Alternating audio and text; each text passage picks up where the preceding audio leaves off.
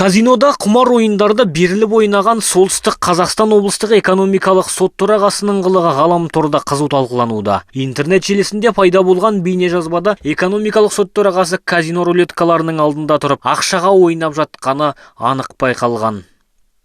Мамандандырылған экономикалық сот төрағасының казинода 2016 жылдың 2 қаңтарында болғандығы анықталды. Құмар ойындарды ойнайтын жерде болғандығын дәлелдейтін бейнежазбаны жариялағандар Андрей Диганттың ондай жерлерде жиі аралайтындығын жазған. Сонымен бірге Андрей Дигант Алматы облысы Қапшағай қаласындағы казинолардың бірінде болған деген ақпарат бар.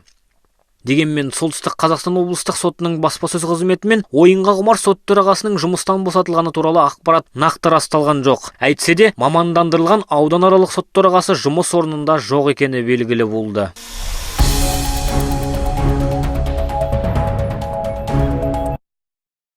Солтүстік Қазақстан облыстық соттарындағы ішкі қауіпсіздік пен сыбайлас жемқорлықты ескерту бөлімімен тексеру жүргізіліп, аталған жағдай расталды. Осылайша Дигант Андрей Иванович судьяның этикалық кодексін бұзды. Қазіргі күні Дигант Андрей Ивановичтің атынан жұмыстан өз еркімен кету туралы арыз келіп түсті.